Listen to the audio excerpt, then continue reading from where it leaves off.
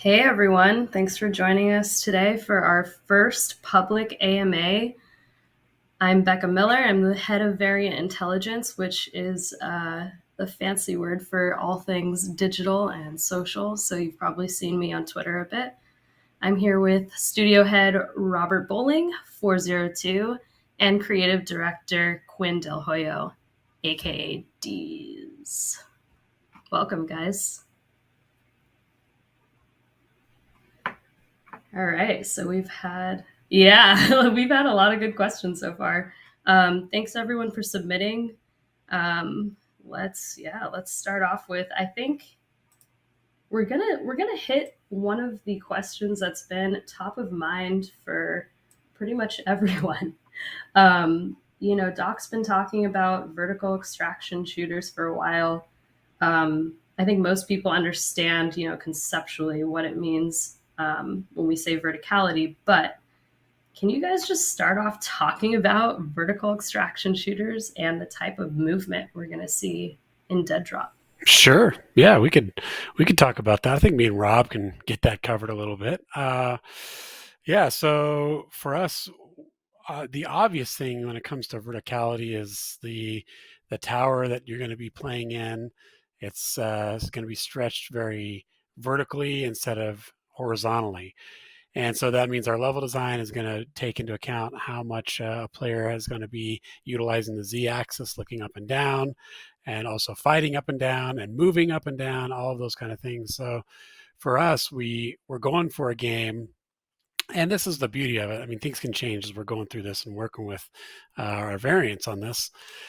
But yeah, we're looking at ways that the player can move. How can they mantle up certain things, climb up different things, not just certain heights of things, but also other kind of metrics and things and ideas that we could put in our level design. Do we like vertical zip lines? Do we like ladders? What are the kind of things that we want to experiment with and try? And we're listening to everyone on that. But that's when we think about vertical movement, we're not just thinking strictly I walk and run and crouch. There's ways that we want the player to be able to pull themselves up to ledges, have an idea, how do I flank that person, get into a good position to take them out. And so that's when we think of that, it's more in that realm and less about things like I don't know, jetpacks or stuff like that. It's in world level design movement stuff that you could do as a person today, but augmented a little bit more from a video game standpoint. So that's kind of in regards to the vertical movement. I don't know if you got anything you want to add, Rob. I always do. I always do.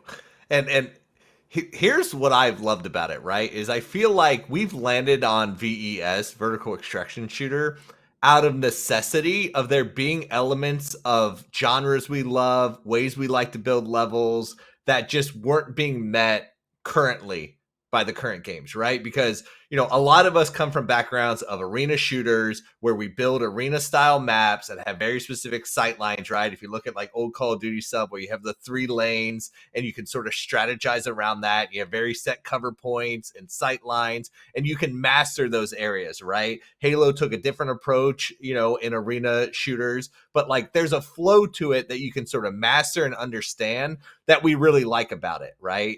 And then when Battle Royale came around, there's a lot of things we love about Battle Royale, right? Mostly the scale of it, both in the environment, but also the player counts that add a really interesting element, right? The fact that it wasn't just teams of 4v4, 6v6, and you can go to those big battle sort of things and get those big sort of free for all, last man standing, king of the hill moments of like, 100 players going into a match, right?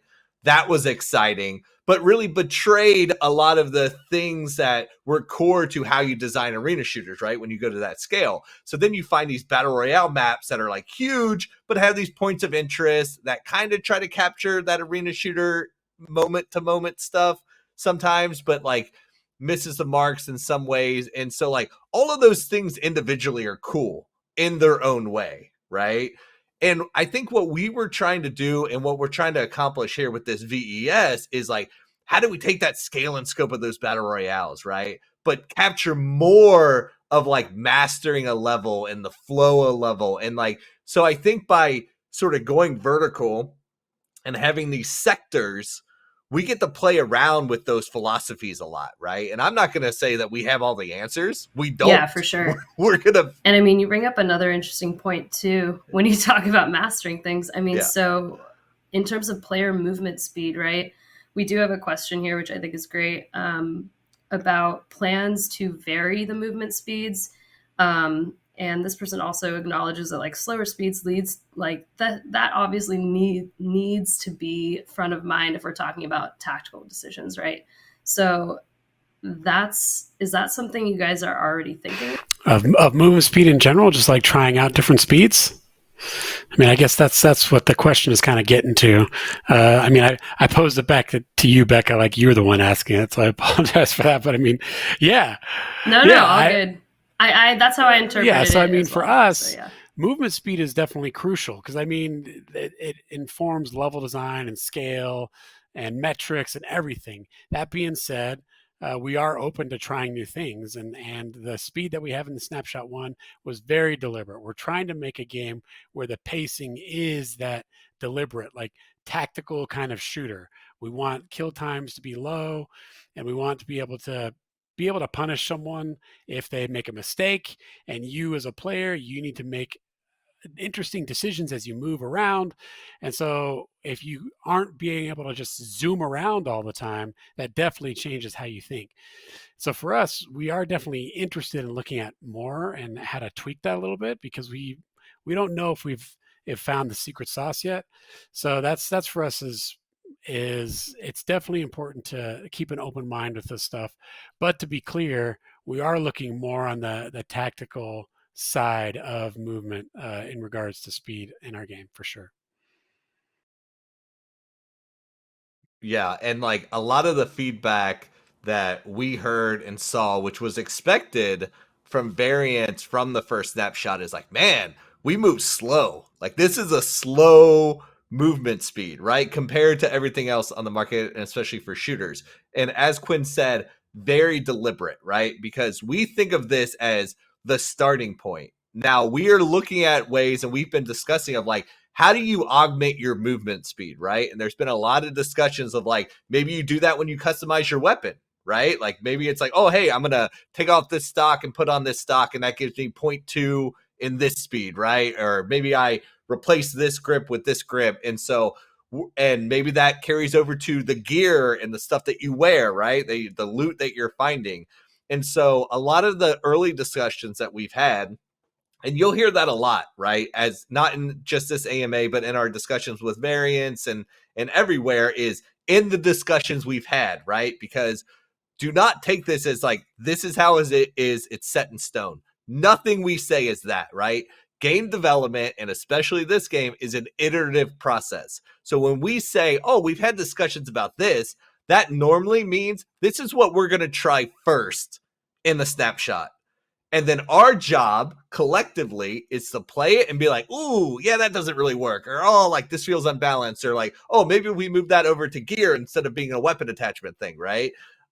Those are the things that are going to fuel those future conversations. But just to get to the heart of the question, the ideal is by default, right? I'm a combatant in the refiner state. I have no weapon. My movement's going to be slow and tactical, right? And what we need to look at is like, all right, how can we give the player the ability to augment that based on their playstyle? Because there's going to be people in the audience right now who want to stay slow and tactical, right? They're not running gunners. They're like, hey, I'm going to stay slow. I'm going to focus on making sure that I can be the tank of my group. I'm moving through slowly. I'm making methodical decisions. I'm checking my corners. I got my head on a swivel, right? And then there's going to be people who are like, no, I'm Leroy Jenkins it. I'm running in. I'm going fast. I want to move quickly. I want to do whatever quick movements I can do. If there's tactical slide, I'm sliding into that door, right? Like they're not checking the corners, not doing any of that stuff. There's going to be that diversity of play style. And I think what we want to do is support those to a degree, right? I don't think, to Quinn's point, I don't think we're ever going to get to the point where people are flying around on jetpacks or like, marathon running around, being crazy. So I think we are definitely, there is a cap to that diversity of play styles. And I think we definitely fall, if the spectrum is like crazy, super fast gameplay, Twitch shooter, and slow methodical, right? I think we definitely fall on this side of the spectrum and are going to stay on that side of the spectrum, but there will be degrees of variability based on the customization of your class or loadout or however we decide to implement that specific customization. Cool. Right on. Speaking of customization, I mean, you know, this player also wants to know if you've scheduled your DEADROP tattoo appointment yet. I have. So here's the thing. I wanted to do it this week. So let's give some context to people who are not part of the variant community. You know, we all met in LA. We revealed the DEADROP logo. Some of us lost our fucking minds over it, right? We love it. I've already seen variants getting tattoos. I committed to getting one if they got one. They did it. They followed through. So mine's going right here. Mine's connecting this part. So it's going to be coming out of here, going on the hand. I was going to schedule it for this week, but unfortunately, I have to go on vacation soon and take the kids swimming, which is a big no-no with tattoos. I'm not going to jump in the ocean with a fresh skull on my hands. So I'm going to be doing it as soon as I get back. Very important. Yeah. So soon. All right. So DEADROP tattoo coming soon. Wonderful. Okay, so let's move on to Crimson Relic is wondering, will DEADROP have proximity chat? And they are far from the only person wondering this, but yeah. Man, those are some. That's a good question. So internally, we have discussed proximity chat, and that is something that we do want to explore. To be clear, though, and even like what Rob is saying, nothing is set in stone. We're going to keep communicating, play testing, sending out snapshots, and when we get it in, we'll get it in. We'll share with the community, and we'll check it out. But that is definitely something that we want to do and try out because we like that emergent style that can come from playing the game. And even internally, as we've started doing some play tests, we've had some uneasy alliances in our game if you have proximity chat, and we're kind of faking a little bit through Discord and everything like that. But if you have a game where you have that, then the whole world opens up to how do you interact with other players, right? Yeah, there are going to be people that talk trash. Yes. Are there going to be people that don't do that? Yes. There's going to be a whole spectrum in between. But for the style of game we're making, we love that idea of a way for players to have that social aspect, that interactivity, connectedness to other players in the world in a way that's not just, you know, shoot anything that moves. Have those interesting conversations. Hey, you good? You friendly? We good? You gonna do anything? And then the other player on the other line, she's like, no, we're not good. And then she shoots you, right? So those are the kind of things that we definitely want to explore, and that's what proximity chat can give us. So we are looking into it. Are you implying that I'm... Hey, you could, and that would be great. We could at least have a conversation about it first in game. All right, Quinn. Matt, yeah. I love proximity chat, and I'm excited to experiment with it. I'm excited to see how what our community does with it if we try it out in there. But there's just like you touched on, Quinn, there's so many good social moments, emergent social moments that happen because of proximity chat. Like I can think back, not just recently, right, in games, but like a lot of older games that introduce it. Like there's so many good moments I had of like deception and like, you know, communication, friendly communication as well. But like when you get into the deception territory, that's when I feel like proximity chat just sings. Yeah, for sure. Okay, well, Crimson Relic also wants to know how soon can we expect to get to PvP snapshots this year? He said, this year question. Relic why are they asking all the questions? They're not. They're just on fire. Okay, that's good. They got the good one. I mean, it was upvoted. There's 12 upvotes. I'm trying to prioritize. No, that's good. Man. That's good. I mean, if you have a variant guide, and we could talk, I don't want to go too off rails on what the variant guide is, but that is something that we're building every snapshot with art and work in progress stuff of the game. And the back cover of the variant guide is always a tease of what we're trying to do in the future for future snapshots. So if you look at that back cover, there's two variants with very different color visor cortexes, and that tells you like, hey, that's us trying to get to and hint and tease that multiplayer is coming soon, and that's what we are playtesting internally now, and we want to get it out as soon as possible. We try not to make promises here, but we just want to be very transparent on where we're headed. And Snapshot 2 is one that we are working really diligently to try to get some sort of multiplayer element so we can test out the weapons, test out how does it feel to shoot at someone else or to be shot at. How does it feel? Like we got to start testing scale of the environments and all those kind of things that are not just you in a shooting range. So for us, these things are just crucial to try to nail down, and we need other players in a server in order to help make that possible. Cool. That was a perfect answer, Quinn. Oof, God, I love that. Smoked it. Hyped. All right. Fiverr Unit Alpha wants to know how many active players are going to be in a game session. Rob, I'm always going first, man. I say you take this. Oh man. Yeah. The answer is the literal answer is we don't know yet, right? If you ask me today, I would say 100. I want 100 people in that tower as soon as we go, right? How we're building this game in reality, though, is we're going to do whatever like we can get in that feels good, right? And we're going to play test it, we're going to iterate it, and we'll probably grow from there or shrink from there, right? If we can get 100 players matchmaking into the tower and test it out and see if that's garbage, right? See if it's just too much chaos, then sure, let's do it, right?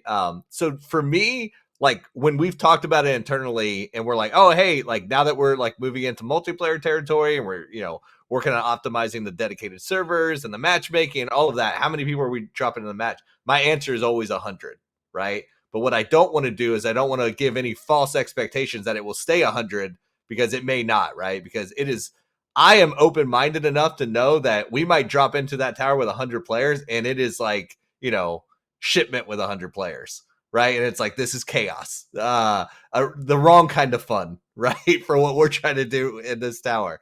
But we'll figure that out. But I think that's where I would like to start.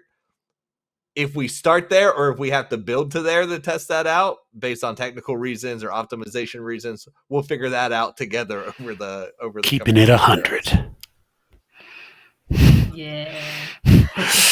Lock it now. At Midnight Lock Society, we're always 100. Quinn, that's some voice actor quality. Wow. Cool. All right. Well, yeah, while we're still talking about snapshots too, another question from the community, which I think is interesting, is what are your plans, or I'm going to edit this to say, do you have plans for incentivizing and rewarding variants who extensively playtest the snapshots? Ooh. Rob? Yeah. So the short answer is yes, we do. And so right now, we've introduced... Early on, we introduced the concept of series patches, right? So most of the people in the community have the Series 0 patch, which was the Claw NFT. That represented everybody in the community. And what we're looking at is how can we extend that concept to reward special milestones in the community? Some of those are, sort of universal, right? It's like, oh, everybody who got this first snapshot should probably have a badge or a patch that represents that, right? But some of them we want to be sort of activity based. So that's what we're exploring now. Like even in the next snapshot, we're looking at ways of like, hey, can we tie in things that you can do in the world, whether it's like exploring around or activities, it doesn't always need to be tied to code, that we can track, that we can award things to, right? So I can tell you right now, our thinking is about doing custom patches for everybody who does things. But if the variants have ideals of what they think would be cool, right? I think right now, while we're focused on gameplay mechanics and stuff, those digital collectibles make sense, right? I think once we get further along in the game's life cycle and we start introducing things like skins and cosmetics and customization in game, then we can start looking at like, does it make sense to reward that kind of stuff? But I think we're a ways off from that right now. Right now, we're in the phase of game mechanics, right? We're not really thinking about cosmetics and monetization and all that stuff.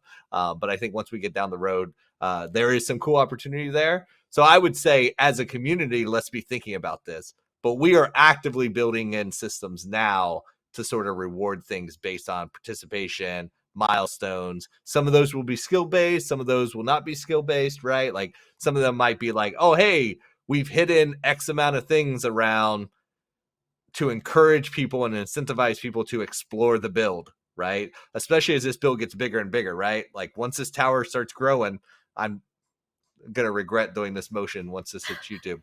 But once this tower starts growing, there's gonna be a lot of space to explore. Oh, I've got off the rails on that one. That's okay. We can. Next question, Becca. Yeah. So on the topic of, community involvement, it's obviously a huge pillar for us. It's why we're doing what we're doing. We want more collaboration. We want to include people more.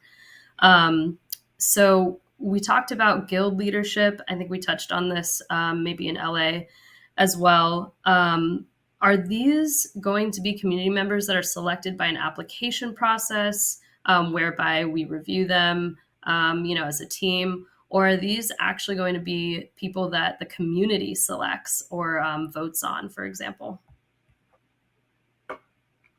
Yeah, that's a really great question. And so the guilds and like the eyes, right? Like the eyes are like all the guild stuff. That is a separate membership thing. That is even more exclusive than variants, because how I like to talk about it is where variants, like claws, are everybody who plays the game, right? That's everybody in our community is a claw. Whether you participate in our community or in the Discord or active or not, if you've downloaded the game at any point and played it, you are a claw, right? That's our mass society. Then variants are a subclass of that, right? They're an exclusive echelon of claws, right? So you could be a claw and a variant at the same time, but not everybody is a variant. And those are people who want to be actively involved in the development of the game, the balancing of the game, the design of the game, the early play testing. Like that's a lot of like our core community, right? Who want to be very vocal, have their voices heard, and be involved in that development process from a gameplay standpoint, right?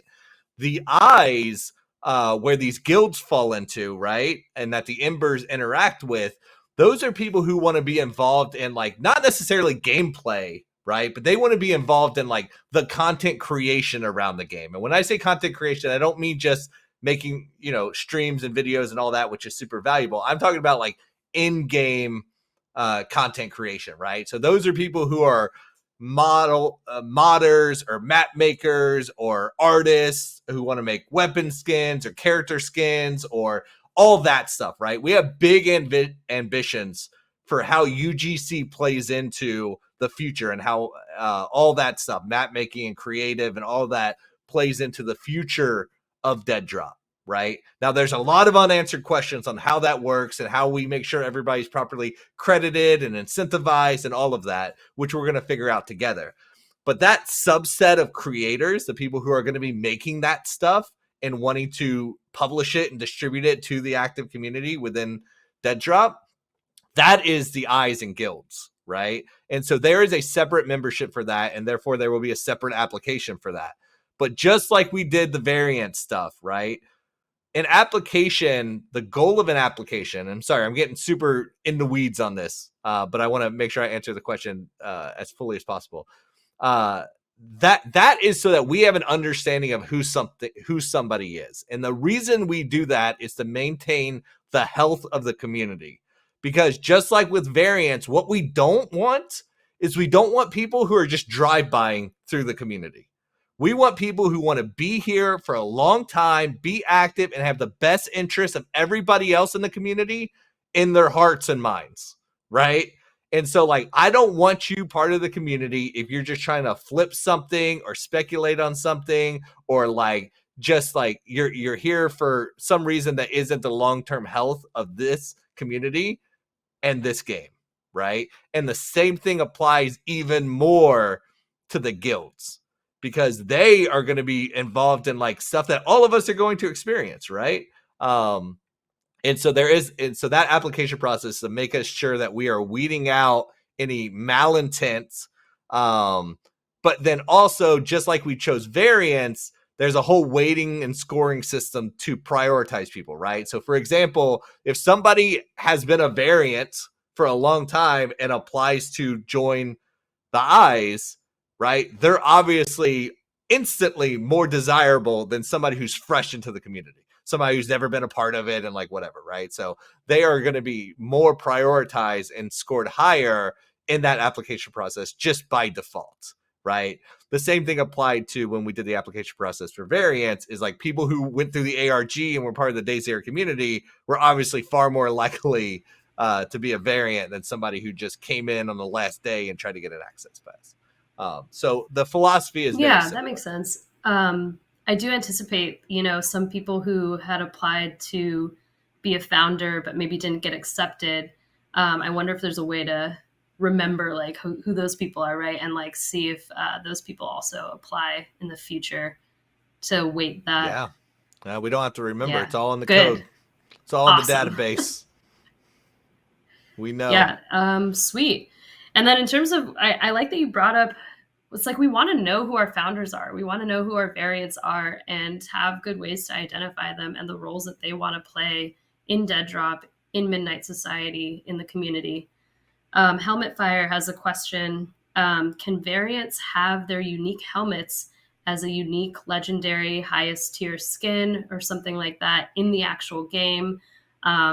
They'd love to have something that shows off who they are in game. Yep. Yeah, we've been thinking about that. We talked about this a little bit at the Los Angeles founders event as well, because that question came up, a similar question came up, and I, as a game designer, but also just as a player, like a video game player, I've always loved things that can show off, that players can show off cosmetically, right? Exclusive stuff, things that are hard to get, so that you could peacock, right? We call it peacocking. You could show something off, and that is something that we love. And our variants are very important to us. They're the most important fans we have in the world right now. And so for us, we would love to find ways that when you see a variant in DEADROP, you're like, whoa, what is that? I've never seen that before, because it's a very tight and exclusive group. I mean, the majority of players, they're claws, like Rob talked about. They're not going to have the visor cortex. And so for us, we really want to get and find a way to have your visor cortex represented in game. Like, that is a big desire that I have on the creative direction side, is how do we have that represented in game for the people that have been there from day zero, our day zero community. And that's to us is super important to try to find and get that in there. Yeah, because that is going to be cool. Like right now, you look around our Discord and you see a lot of variants, right? Obviously, because we're in an echo chamber right now. But when we launch right to the public, and there are 30 million active users in the game, right? And you think of like how few variants there will be, right? Like that's going to be exciting, because it will have that moment that Quinn's talking about where you stop in your tracks when you see a variant. Yeah, and then if we have proximity chat, right? It's like someone's like, "Whoa, what is that?" And then they come up to you, and you've been in games where this happens before. Someone comes up to you and they're looking at you, and they're like checking you out. You're like, "Yeah, man, what's up?" Yes. So no, you guys can't see this, but Quinn just looked up and down. Oh yeah, I should have thought of that. But yeah, YouTube. It'll be. They'll see it on YouTube. Check it on the YouTube. Sweet. Cool. So let's pivot to the tower. We just put out a blog today going over, terms of existence and words that people should know as they relate to DEADROP, as they relate to Midnight Society, what even is the existence, right? So yeah, do you guys want to just briefly talk about maybe the vision of the existence? Yeah, sure. Rob, you want to cover that? Because there's lots of terms in here. I think we can go over a lot of stuff, but the existence, I think that is something that we talked about and came up with. But I think a lot of it, Rob, you were there from like the very beginning on those thoughts, the terminology and everything. And I think it'd be really cool for the people here to hear of what your thoughts are going into that. Yeah, so for me, the existence and how we describe it in the variant guide is that it is the totality of everything in Midnight Society, right? The existence is where Midnight Society exists, it's where Doc exists, it's where our variants exist, it's where all claws live. Everything that you experience here is the existence, right? So think of that as like our universe. Because just like with the variants and everything, we like to keep as much stuff in universe as possible, right? Um, and then so when you look at like, all right, well, what is the existence? Like, what is inside of that, right? It's all the people, and that those people are broken down into just normal citizens of the city that surrounds the refiner states. It's the claws, which are the combatants that go and fight in these refiner states. It's the refiner state itself, which is that massive structure, right, that we call the tower, sometimes for short. And so like all of this exists inside of one universe, and like we are not a deep story game, right? Like you're not going to drop into Dead Zone and watch a 10-minute cutscene about anything, most likely, right? But we do think that lore and narrative drive a lot of things. But we like to explain that in game through environmental storytelling and through, the cosmetics and looks of characters and the things you find and the things you can customize. And so I like to think of our game as like a deep lore, but not narrative driven experience, right? And so a lot of these sort of like touch on that stuff because I think what's really compelling is once we all get in there as variants and members of this existence and start expanding it through the stories that we create together, right? The stories that come out through gameplay and emergent gameplay and the community and the fact that like, look at Space Bob, man. Space Bob exists purely because he was created from this community. And how that expands and grows in the world is going to be just exciting. Yeah, I mean, you go ahead. Space. There is a question actually about Space Bob. Is Space Bob made out of space dust? He's made out of something. He's trying. Is he? The amount of space dust that dude consumes. Right. He's got some kind of agenda going on there. Okay. All right. Well, as it relates to the tower, the existence, refiner states, all that stuff, is there going to be different types of biomes? Yeah. I love it. Okay. Yeah, I'll let you take this. Yeah. So for us, biomes and things like that, like we call them sectors because again, as Rob said, like everything we try to keep in universe, we try to build a deep lore, and even that's why, even at Midnight Society, we consider ourselves part of the existence. We've got our own. I think we lost Quinn. I'll take it over. I'll try to leave exactly where he left off. We have our own visor cortexes. We are variants in this side of the existence alongside everybody else, right? And people who were here on December 14th when we announced, you saw that, we had our own characters that were not variants before we announced variants, and then we all switched over to our variant design.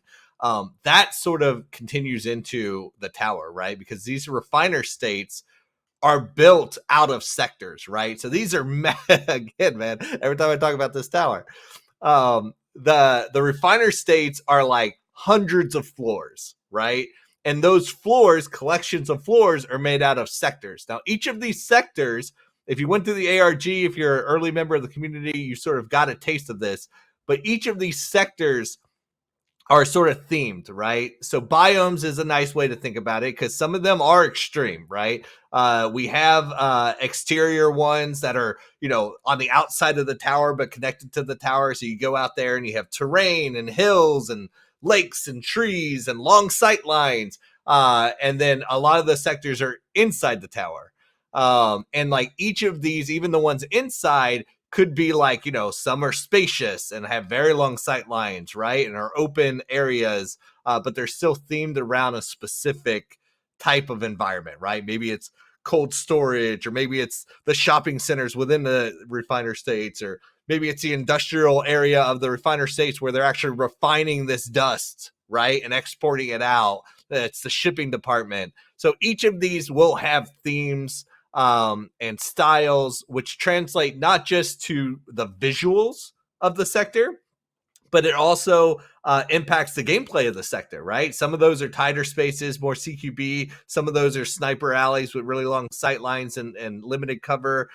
Some of those have environmental hazards, right? Think about cold storage. If that sort of temperature regulator goes down, maybe everybody in that sector is at risk.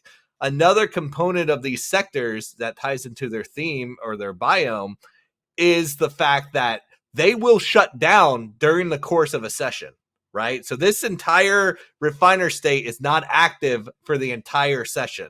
So over time, sectors will shut down. And what this does is it forces players to move around the tower. Because I think a common misconception about the verticality of this game is that it's a fight to the top. But it is not, right? Players are moving up and down and around and across this tower throughout the entire section. And now what happens is, like, as these sectors shut down, players are forced to move, right? And they're pushed closer together, and it sort of controls the flow of a match in certain ways. And so if you're going to extract out of this tower and you want to extract, you have the ability or the gear required or whatever you need to do to extract out of a specific sector, you want to make sure you do that before that sector shuts down.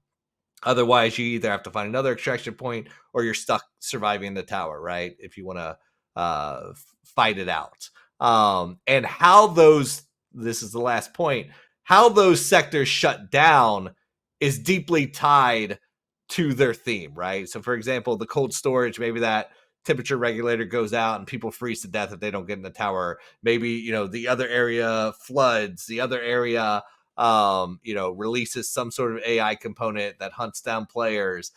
There's a lot of things that we can play with as a community. We're designing these sectors. Now, how we're going to introduce these to the players is we're probably going to be introducing sectors or a few sectors at a time in snapshots, right? Probably in the white box phase, so that we can focus on player flow and cover points and the really tangible stuff that matters to gameplay, right? And then once we sort of nail that down and we're all happy with it, then we start doing art passes. But that whole time that we're playtesting it together, right? All the variants are playtesting it and getting the feel for the balance of the gameplay.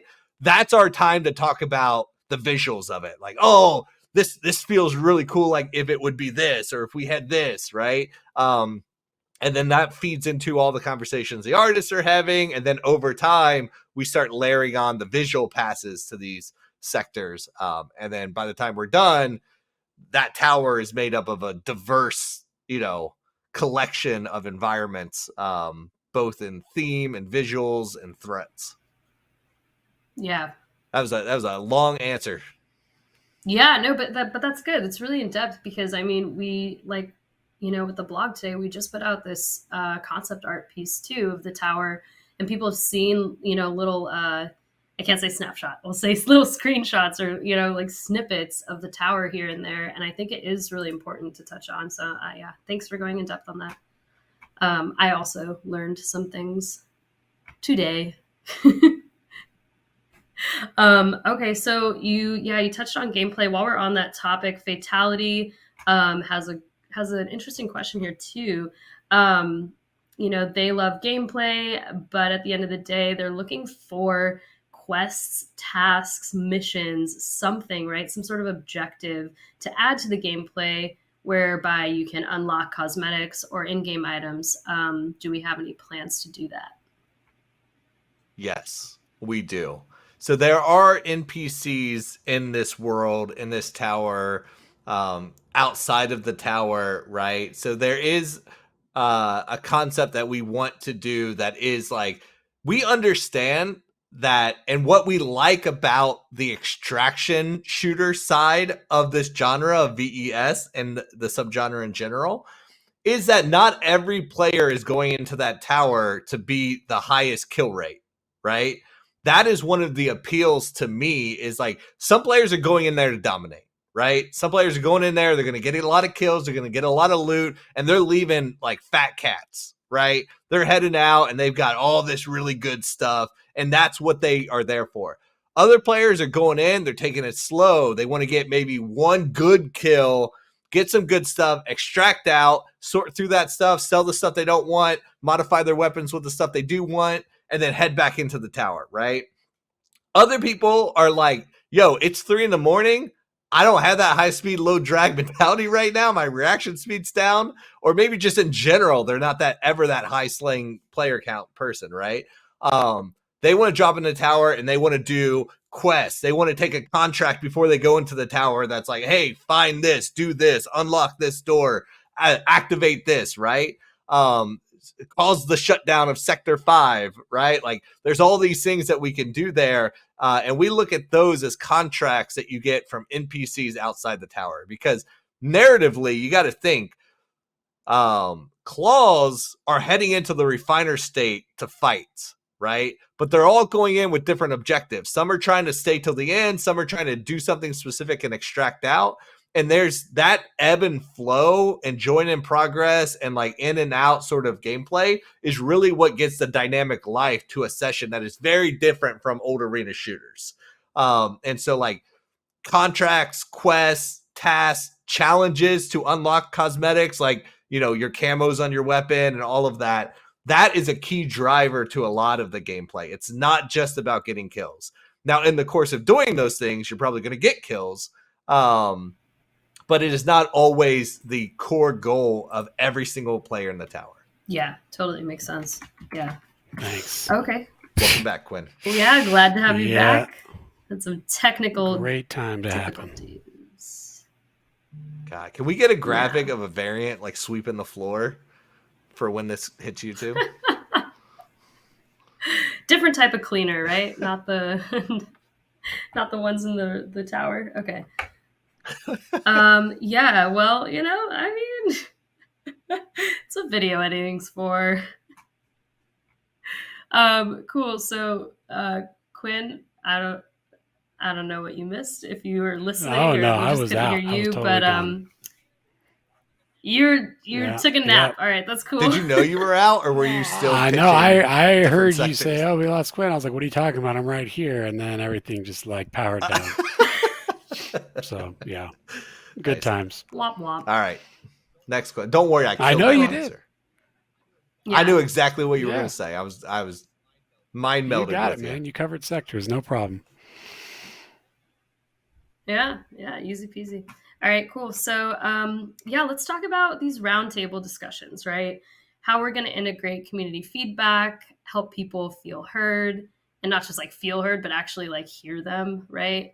So this question comes, is there a way that we might be able to have more discussions and put them in public settings or places where they are, you know, open for everyone to see? They're not just feedback forms that we're looking at internally, so that people can track what kind of feedback has already been submitted, so that they can track conversations.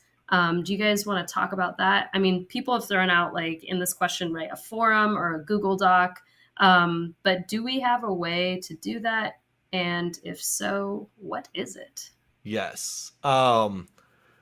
So that is going to evolve and grow over time, right? Like right now with the snapshot and the limited things to get feedback on, that is a form, right, that asks specific questions, and then also discussions like happening in the Discord, right, which is sort of our forum. And we are actively listening and looking at all that, and like you'll already see that like a lot of the stuff people have said, or a few key things that people have said since Snapshot 1 is already in the build from the hotfix that we're dropping today, right? FOV sliders. We heard that people wanted to switch, like right now for accessibility reasons, ADS, sprint, crouch is a toggle, right? So you only have to hit it once and you say ADS, or you say crouch, or you say sprinting. That is for players with movement function issues. It helps those out. But we instantly heard from people of like, oh man, I understand why it's in there as default, but I'd really like the option to switch it so that I can just hold ADS. And then as soon as I let go, I'm not ADS anymore. Same for sprint and crouch and whatever. So we've added that feature in via a hot fix today. I don't know if it's out yet, but it's dropping soon. As well as like fixing some of the core bugs that people reported as soon as Snapshot dropped, right? So those methods are helpful. But soon, especially once we introduce PvP gameplay, there's going to be a lot more stuff for people to give like very subjective, opinion-based feedback on, right? Player movement speed is one of those things. Gunplay is one of those. Like the balancing of height advantage, right? Especially once we get into a vertical play space and people are shooting down and up on each other and all that stuff. So we are looking at the best way to do that stuff. How we do it internally is through playtest, right? We playtest together as a group. We're all in there. We're all on voice comms. We're talking stuff. We have a wonderful producer who's like taking notes and making sure that we have actionable items for us to make tasks out of, but also discuss after the playtest to be like, oh, we've said a few things during this playtest, like, some of it's contradicting. Where do we want to go with it, right? That's where we look to Quinn to sort of make a call.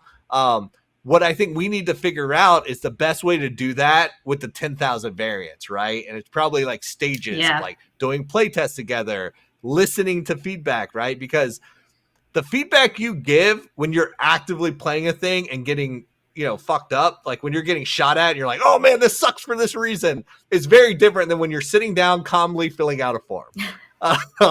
And so totally, yeah. So those emotional discussions are important. The second thing we're working on right now is tools and where do they live, right? Because we're looking at everything, right?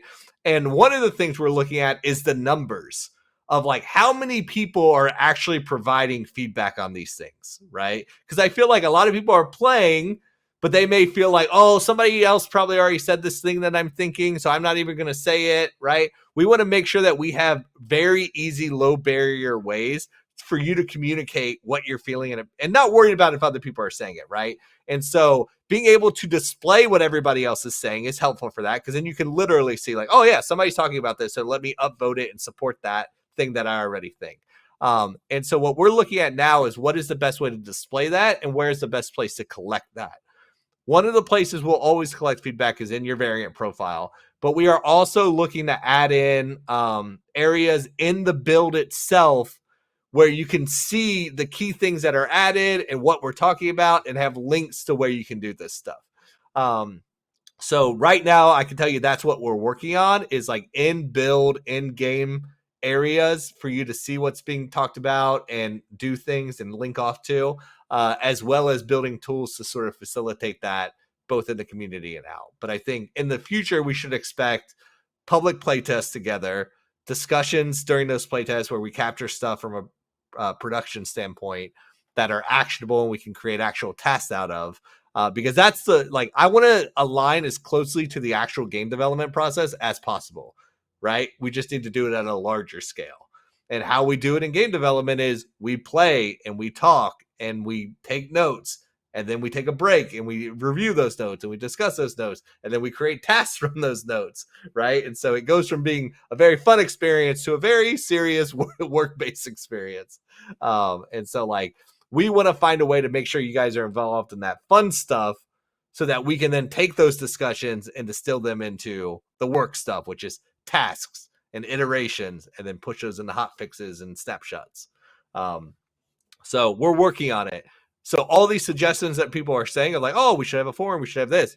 Very helpful because it helps us sort of make those decisions of like, all right, this is where they want to have those conversations and how they want to have those conversations. Our job is to just build it. So yes, it is coming, and that will probably grow over time, right? We started with surveys, and then we'll probably introduce playtests, and then we'll introduce, the in-build functionality. So as each snapshot, just like the features of the game, this community inflow and digestion and parsing of data will also grow. Yeah, awesome.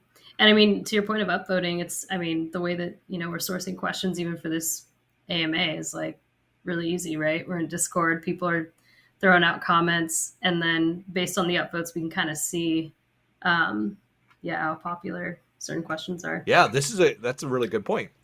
This is a really good So if we did our playtest this way, right?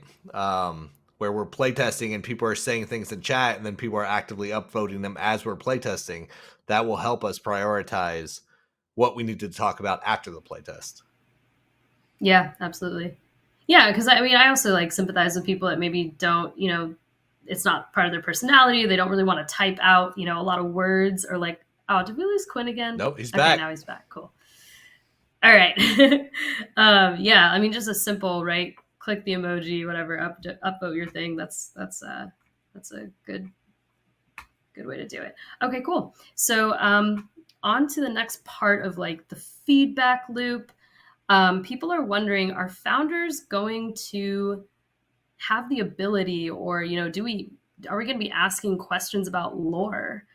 Do we want the community to have a say in the direction that the lore goes, or vote on certain things? And the second part of this question is, and this is from Psychotic Music, they would love a guild that helps develop storylines or world building. So is that an option?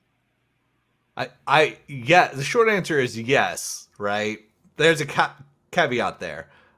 Just like with all the gameplay balancing and features and mechanics and stuff that we're going to be discussing, lore is one of those, right? And the caveat is, like I said earlier, we're not a story game, right? Like we're not going to have long cutscenes. We're not going to have we're not a single player narrative experience. We're a multiplayer only gameplay focusing. But that said, there is lore, right? Variants have lore to them. Claws have lore. The refiner states, the cleaners inside this dust trade, how refiner states came to be, the sort of lore of why certain sectors exist, right? Like the fact that there's a refinery section of the refiner state where they actually, produce this thing. It's where the synthetics made, right? The synthetic humans that represent the Sins faction. Like there is lore to be had.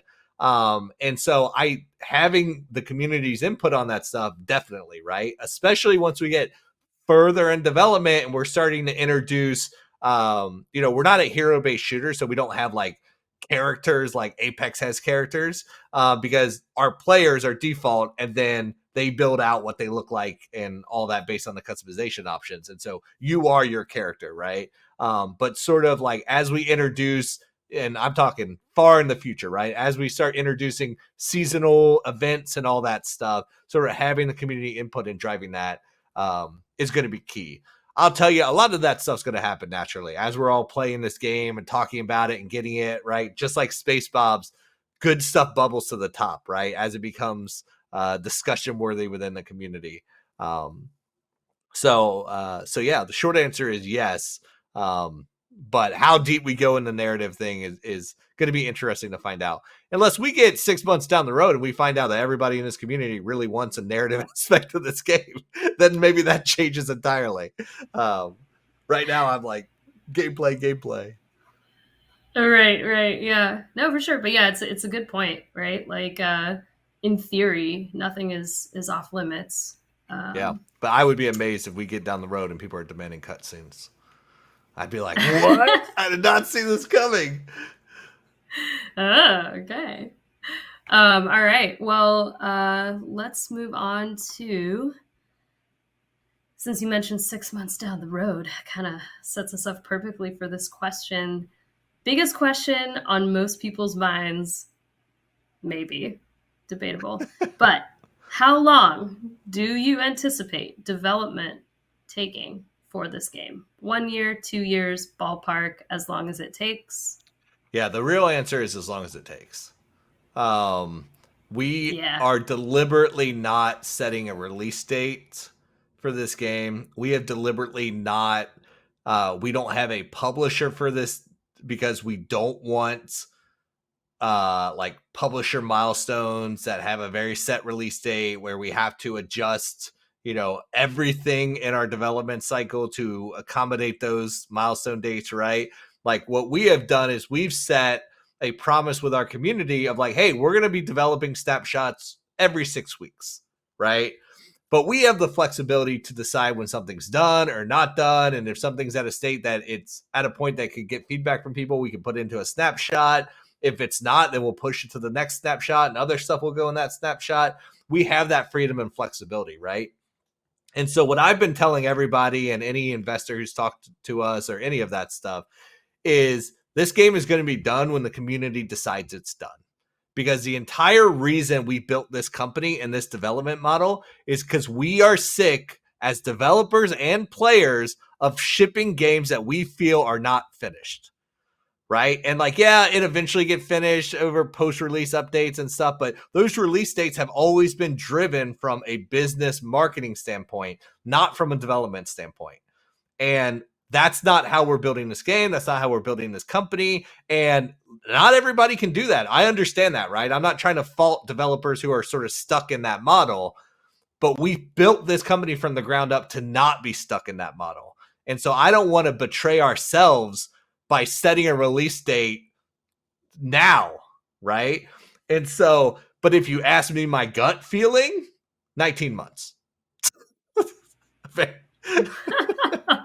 Dude. Listen, if you ask me personally, I think in 19 months, we're going to be at a point that we all as a community are going to be like, oh, I feel like we should let more people in, like let the public in, right? But what I'm not saying is I'm not going to set a release date for 19 months that we're all like crunching to meet, right? And I don't want the community to set a release date. None of us should be rushing this process. Not us, the developers, not our players, not our variants. Let's take it as fast as it needs to go. Because if we get into, like, for example, when we introduce PvP gameplay, if we want to get super granular in the weeds on that and spend a lot of time figuring out that first iteration of it, then that's what we should do, right? Like, I don't want us to feel forced of like, oh, like, we got to push forward, guys. We got a schedule to keep, all of that stuff. As long as we're making meaningful progress every 6 weeks, then we're doing our jobs as a community, right? I don't want to get hung up on this, like, oh, we got to be out by this date. We got to be out by this date. But I do think it's reasonable for us all to collectively be thinking about when is the public going to be coming in, right? When are we going to get that big influx of millions of players? Because that's going to change a lot of stuff, right? Because even decisions we make as a community are going to change the moment we have 1 million people in who were not part of this community from day one, right? Because that's when you start getting in the cheaters and the exploiters and the boosters and the people who do not only have their self-interest in mind, right? And then are balancing and decision-making and cheat solutions, anti-cheat is going to take higher priority at those moments than it did during development when we're all like copacetic and having fun together and not trying to grieve each other, right? And so like that's going to be an interesting thing to plan for once we get there as a community. Yeah, cool. Right on. Oh, okay. So this is actually, I really want us to talk about this because I've been in the Discord. I've seen there's definitely founders from all over the world. And, you know, for some of them, attending some of these events are also not super feasible. Do we have any plans to do a founders or DEADROP event in another part of the world outside of the US? Yeah, we're definitely thinking of that. Absolutely. It's not just we're not just trying to be everything in, you know, in Los Angeles or you name it, city in the United States. We're looking at other places as well. So we're having internal discussions about it and conversations, things that we're excited about. And then when it comes closer to things getting a little bit more set in stone, yeah, we'll reveal those locations as they come up. But yeah, absolutely. I mean, that's the short answer. Yeah, cool. Right on. And then timeline wise, to be, you know, in the vein of inclusivity, right? Console players are obviously really curious to know when they can get in on these snapshots. And that's not to say, when I say that, I think what we're really talking about is like controller support too, right? Like, so are people going to be able to play the snapshots with a controller? Yes. So, yeah. So today a hot fix drops and makes sure the entire snapshot is playable with a controller. The exception being the UI menus, right? Our goal for Snapshot 2 is to have full controller support. So the second Snapshot, we want to be fully playable, both the gameplay and the UI with a controller, which that would classify as full controller support. Now, in terms of console builds, that is out of our hands to a certain extent, right? And I've talked about this on Twitter and in the community a little bit, but consoles are going to come online as soon as we can get certification through the platforms. Now, you got to understand, we are sharing the earliest builds, and consoles, because they're a platform, a closed system, they have very strict certification process. You have to go through a lot of things that we aren't thinking about right now because we're focused on core gameplay mechanics. Like, what happens if you plug in two controllers and one is Bluetooth and one's not, and you pull the controller, 5 minutes after playing the game? And what happens if the player turns on the build and leaves it running for 24 hours and never shuts down the console? And there's all these stress tests that you have to do, and things that you have to account for when you go to consoles that we don't have to worry about on PC, and we're not even thinking about. So it is generally very hard to get early builds playable. We can get it playable today on consoles, but to get it approved through certification, right? So that's sort of the realistic what we're up against on platforms, and it's no fault to the platforms. Like, they need to make sure that their platform is stable. It's not the Wild West of PC where we're okay downloading super early stuff that might crash all the time because it's in development. We understand that, right? Consoles do not work that way. And so what we are doing to make sure that we can release on console as fast as possible is we are make sure that we are developing with consoles in mind all the time, from a optimization standpoint, from a controller support standpoint. We always have that in the back of our mind, and we are open to look at whatever solution we have to do to get it out as fast as possible, right? If that means because we are technically a new studio, which means not only do we have to get the build to a point that it can pass certification, but we also have to get to the studio to a point that it can pass registration stuff, right?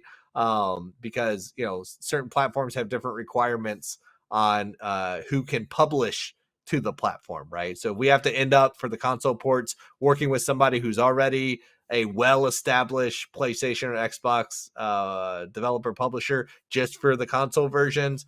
We'll look into that if that's what helps our console players faster. But the thing is, the conversations, we're having them, we're pushing through them as fast as legal and business allows.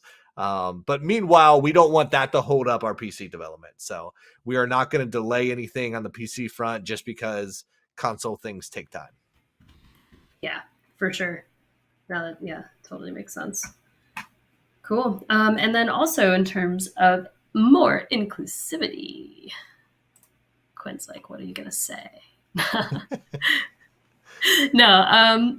Are there discussions about founders potentially becoming employees of Midnight Society in the future? Yeah, that's already happening. Happened. Jinx. Aha. Yeah. No, we've got people. Yeah. Right? You want to call them out? Yes. Yes. Steve Rand came from the community. We've had several people we met at the founders event in LA who were like, hey, I do this and I would love to do it for Midnight Society. And literally as soon as we got back, we're like, all right, let's start that conversation, who are currently going through the interview process. So yes, if you've got a skill and an expertise, and we have that need, and right now we have a lot of needs, especially on the animation front, then start the conversation with us. Apply. Our process is, it could take some time. We have a very, big vetting process. But it's already happened. There's others interviewing now. I'm sure it's going to happen in the future, because the thing is, what's different about our approach is we specifically wanted a lot of variants who have game development experience or creative experience, right? So those who filled out the application process to become a variant, remember, the first question was getting to the heart of who you are. Are you just a player who's here to have fun? Great, that's fine. We need you. Are you a hardcore player who's here to seriously have fun? Great, we need you too. Are you a indie developer? You're a AAA developer? You're esports athletes? All of that, right? So our community is actually made up of all of that. A lot of people who work in the industry in many capacities. And so I would not be surprised if even more end up joining us as official Midnight Society employees in the future. Yeah, awesome. And yeah, like you said, already happened. Gonna happen more. Awesome. Yeah, I love it when I see applications or people reach out to me about opportunities and they open up with their variant call sign. They're like, yo, I'm this Bravo Tango 2 and I'm interested in this position. I'm like, all right, I'm listening. Tell me more. Yeah, right on. Yeah. Cool. So we are just about to wrap up. There is one question actually for me in here. How does spicy? No, I'm just kidding. It's a great question actually. So I'll take this last one. How does the marketing team plan to address gamers that may argue that there will be / is too much gameplay being shown before actual release of the full game? And Rob, you can also back me up on this. Like, we're along for the ride. This has never been done before, the way that we're doing things, right? The way that we're bringing the community in, really encouraging founders and variants, right? One and the same, to post their own content and to share what we're sharing with you guys. So we love it. We want you to show gameplay. We want you to share the snapshots. Yes, 100%. And like, that was like, the biggest, I think, whiplash for traditional game journalists after the LA event and the first Snapshot, right? Is like PC Gamer and Forbes, and a lot of them literally did not know how to digest and talk about this Snapshot because they're like, people don't show games this early. They're like, there's no animations, there's none of this. And it's like, yeah, we don't have an animator yet. The game's not finished. The entire point of this process is to put out the reel so that we can have real conversations about it at a moment that it is actionable and we can do something about it. We're not trying to sell games right now, right? You can't pre-order the game. You can't buy a copy of it. You can't spend money in the game. So this isn't marketing in that sense. There's no return on investment on us getting out gameplay, right? Because normally teams wait years and they put together $1 million trailer that has no bugs in it, no visual issues, right? It's perfectly edited over months of time, and they put it out because they're trying to sell pre-orders. That is not what we're doing. We are putting it out at the earliest possible state, before animations are done, before all the visuals are polished to 100%, before everything. And that's going to be even more apparent in the second snapshot. Because in the second snapshot, we're talking about core gameplay. We don't want you distracted by the visuals. Right. We don't want anybody, even the players, right? Because we're talking about player flow and balancing and level design and all kinds of things that do not require visuals to sort of have discussions around. And I'm even more interested to see what the press does with that, because it's like, this is a new way of doing it. It's super early and it's super hands-on, right? And that's the big difference between traditional community management, right? And I have a lot of experience in community management with big shooter franchises. And that was all about just, it was all about building hype, again, to convert players to purchasers, right? And to make sure that retention stayed around. But what we are trying to do is we're trying to build games openly and together, and it's not about converting, right? It's not about monetization and retention. It's about quality and diversity of opinion, right? To build games in a way that haven't been done with voices that haven't been part of the process before. And that's why at the event, we said it, right? We don't care about press right now. That is why if you look at the people who came to the LA event, it was players. It's 100% players of all different backgrounds. We weren't doing exclusive press interviews. Like, we spent all night, every member of the team, standing around having one-on-one conversations with players, not doing interviews with press, because we're not at that stage yet. We're not here to sell anybody. We're here to talk about gameplay. Yeah, and that's why we call them snapshots too, right? I mean, instead of like your traditional, oh, there's the alpha, pre-alpha, beta, all those things. I mean, those are even just marketing terms too. Like they're not necessarily betas. I mean, that's why these are called snapshots. They are a snapshot or a snippet portion of the project that we are making, formerly Project Moon, now DEADROP, and everyone is along for the ride. And we're building upon it. So we got snapshot 1 out, and we're building upon it from here on out. And then you'll have snapshot 2 and snapshot 3. And each snapshot will get bigger and added to. And that is the road that we're on. And that's why we're doing this. Absolutely. Cool. Well, thanks for joining, guys. For everyone that tuned in, thank you for joining. Founders, non-founders alike. This has been super exciting. I'm really happy that we got through as many questions as we did in our just over an hour. If you guys missed the beginning of this or any part of this, we will be uploading this to our YouTube channel. And yeah, everyone have a great day. Keep playing the snapshots, and we'll see you around.